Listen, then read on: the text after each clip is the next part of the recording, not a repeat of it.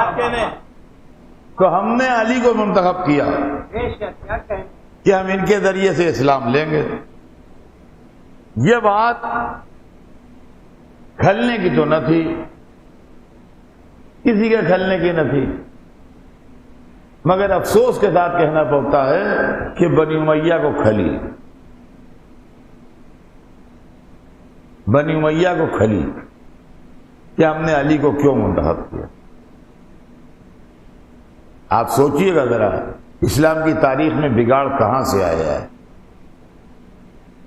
بنی امیہ علی کے دشمن تھے،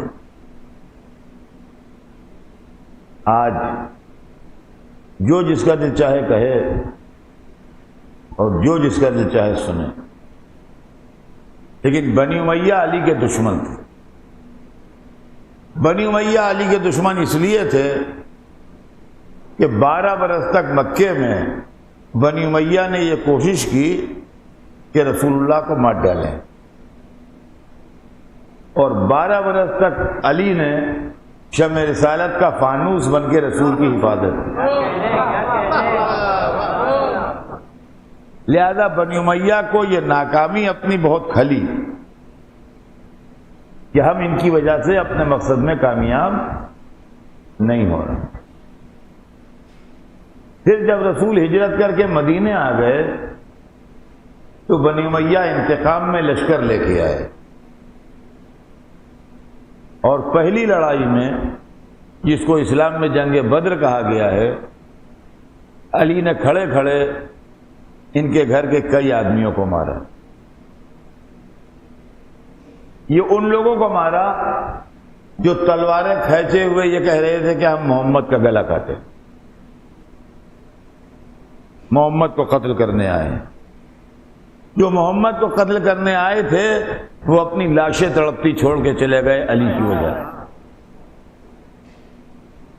بنی امیہ کو اس بات پر بڑا دکھ تھا، بڑا افسوس۔ پھر جب بنی امیہ انتقام لینے کے لیے دوسری لڑائی میں آئے، جس کو جنگ احد کہتے ہیں،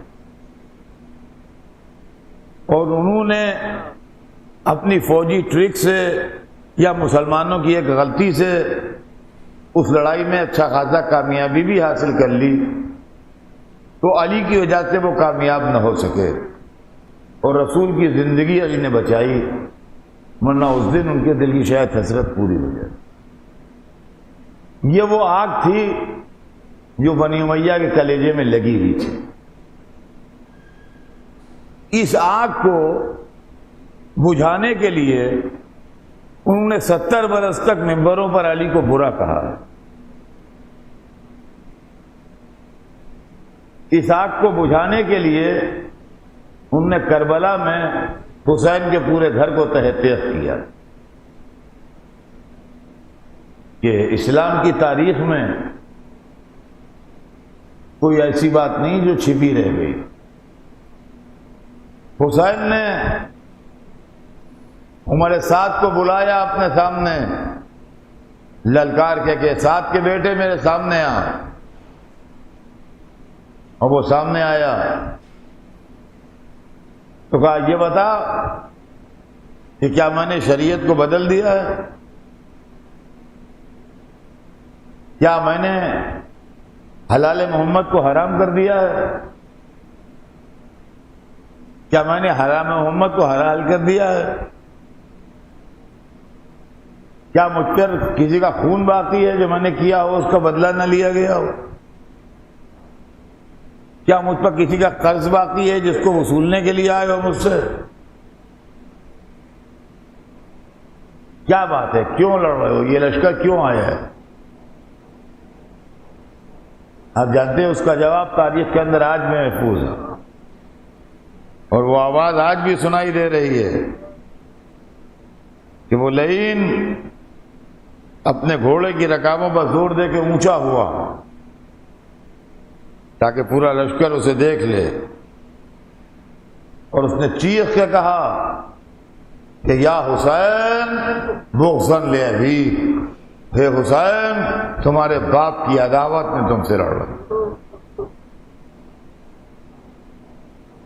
یہ علی دشمنی کا شعلہ تھا جو کربلا میں بھڑکا،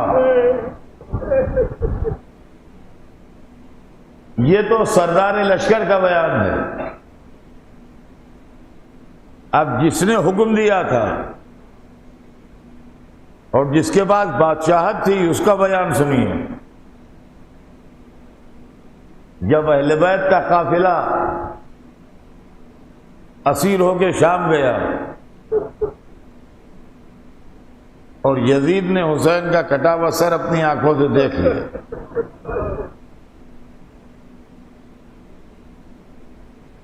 اور اس کو اطمینان ہو گیا کہ جو خبریں مجھ تک آئی تھیں وہ صحیح تھیں، تو اس نے اپنے چہرے سے نقاب الٹی. کبھی مسلمان سوچے ہیں اور علماء اسلام جن کا دستورس کتابوں تک ہے وہ میری اس تقریر کے حوالے ڈھونڈیں، مل جائیں گے ان کو. یہ کوئی خاص بات نہیں ہے جو پڑھ رہا ہوں. اس کے بعد وہ سوچیں، اس کو دیکھنے کے بعد اپنی آنکھوں سے. یہ یزید کہتا ہے کہ لیتا اشیاخی میں بدر شاہدو جزال خضرج من وقع اصل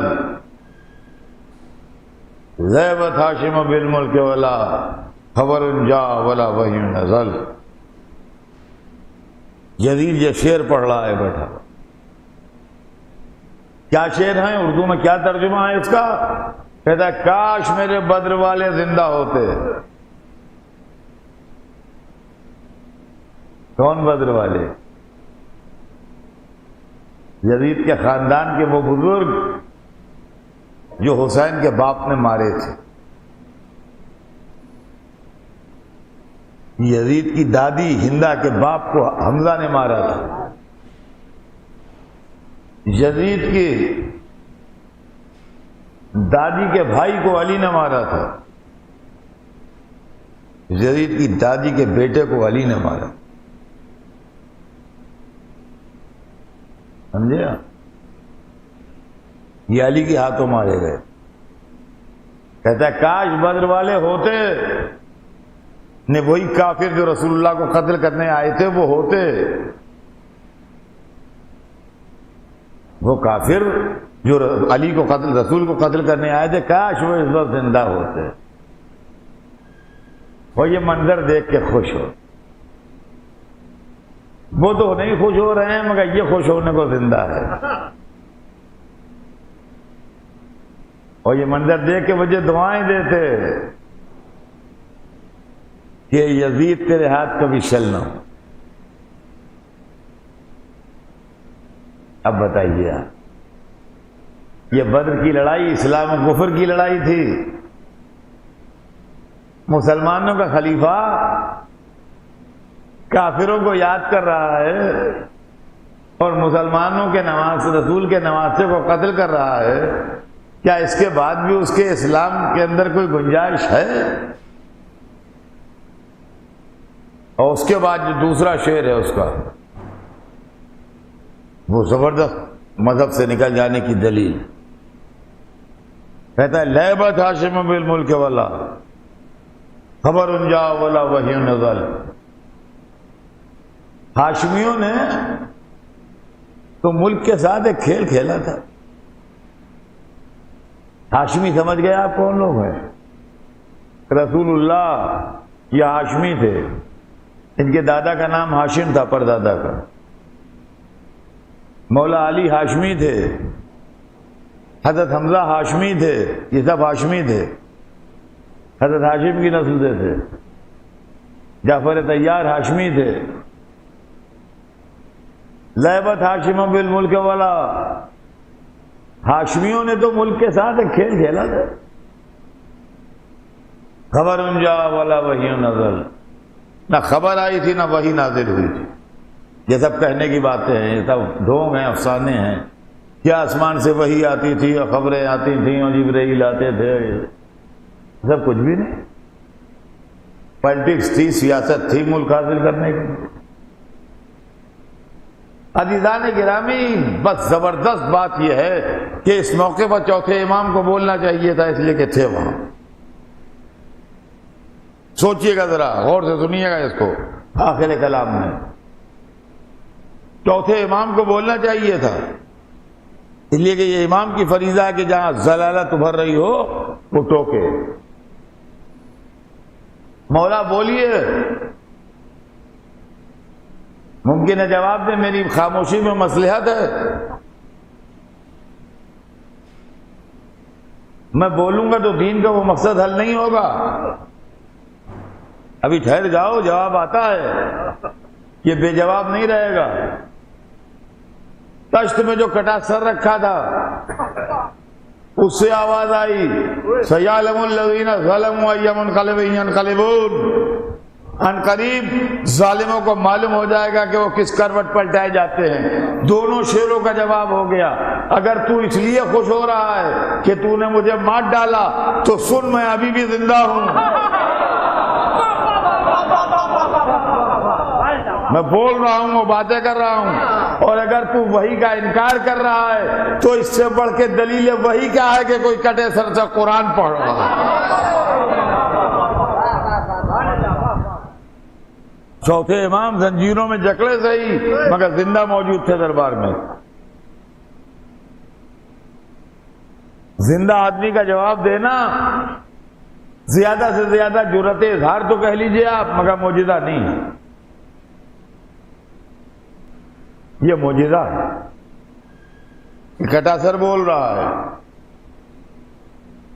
عزیزان گرامی، یہ پیغام حسین